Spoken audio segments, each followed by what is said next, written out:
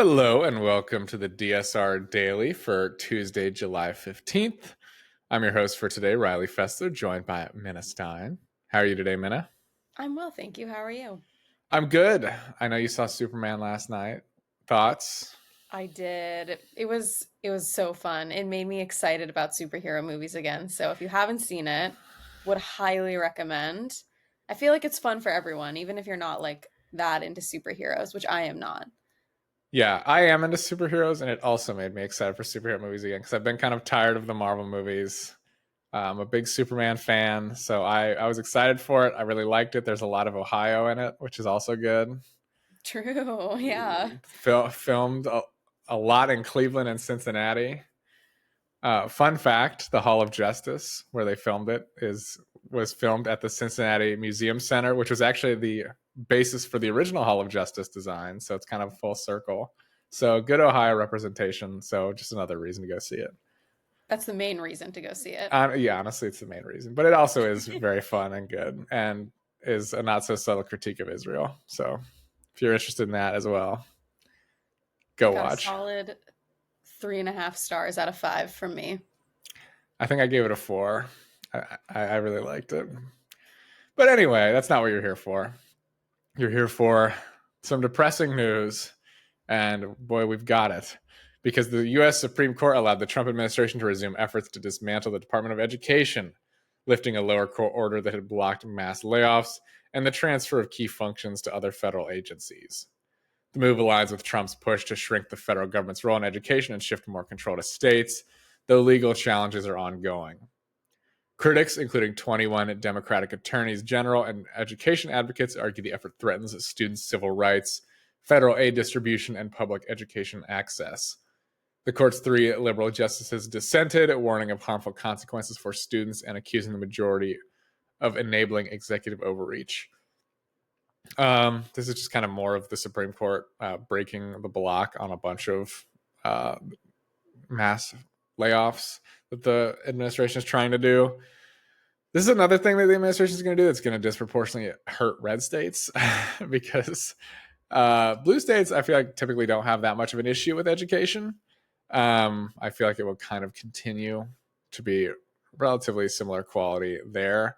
It's the red states that have abysmal education in general. Not all of them, but if you look at the trends of ranking education by state, uh, the bottom is usually occupied by red states. So, it's another thing where it's kind of letting red states hurt their own population more. But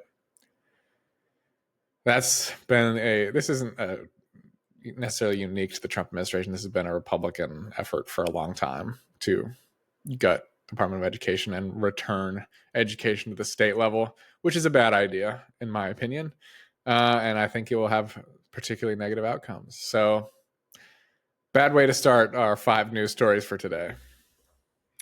Yeah, not the greatest place to start off. And speaking of layoffs, Attorney General Pam Bondi fired the Department of Justice's ethics director, Joseph Terrell, along with over 20 other staffers involved in investigations of President Trump as part of a broader personnel purge.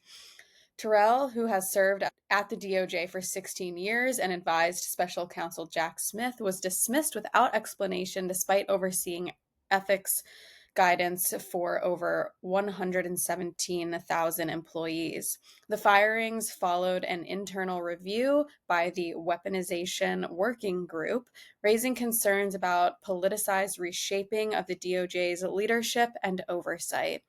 Yes, my same concerns were also raised by this. Definitely politicized reshaping of DOJ's leadership.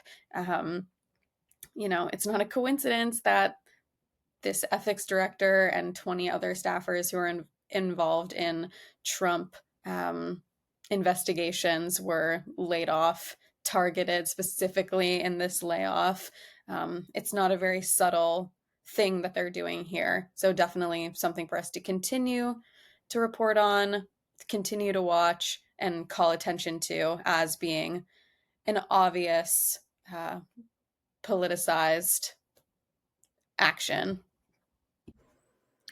Yeah, and combined with the story yesterday, where a lot of members of the DOJ who are defending the Trump administration that had kind of moral qualms about doing so, leaving. Not a good combination, as moral actors willingly leave and others are fired. So we're seeing a huge exodus from the DOJ, and I shudder to think who they will be replaced with. Yeah, definitely.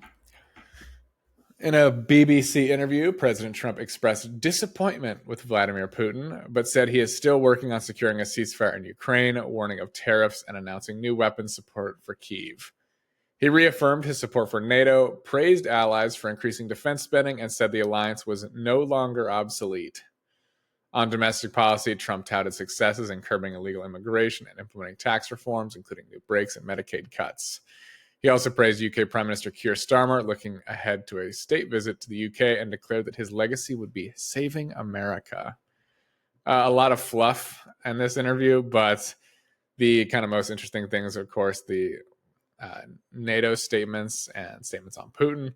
A nice reversal on NATO, now seemingly supportive of NATO. Seems like that victory at the NATO summit, where most members agreed to increase spending. I think all of them did, but some couldn't meet the 5% goal, was enough to kind of placate him for now, which is a positive. And his disappointment with Putin, also positive, though pretty late, if you ask me. He specifically said he's not giving up or not done with Putin, so we could definitely see a reversal there. But right now, surprising positives on the foreign policy front. I'm not going to get used to it, but nice to see a couple good changes out of the administration. I don't know if they're coming from a good place or if they'll last, but yeah, you got to take the victories, no matter how small, when you can get them. Trump is arriving late to this party, but I guess it's good that he arrived at all. Like all of these quotes that he's been giving recently on how Putin is maybe not a good guy. It's just like a little silly that Trump's like giving all these quotes like, I'm starting to think maybe he's up to something. I don't know. Okay. Well, it's good that you're coming around on that, I guess, Yeah, even if it, he's coming down to the position that everybody has had for years. yeah.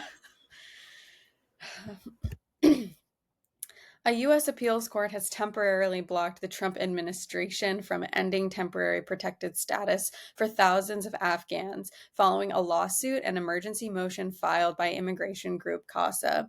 The court granted a stay on the termination until July 21st, with the administration required to respond by Wednesday night.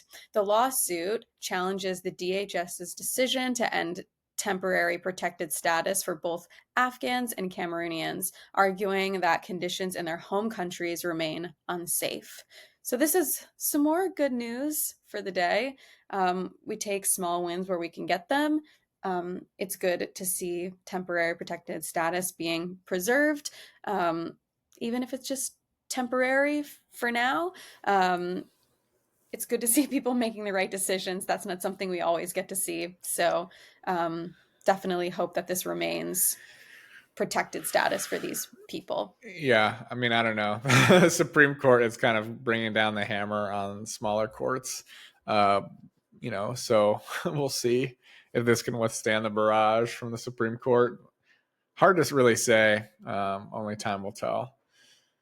Well, not a good story for our last one, but it is what it is. Inflation rose to 2.7% in June, the fastest pace since February, as President Trump's tariffs began to significantly affect consumer prices, particularly in goods like appliances and furnishings.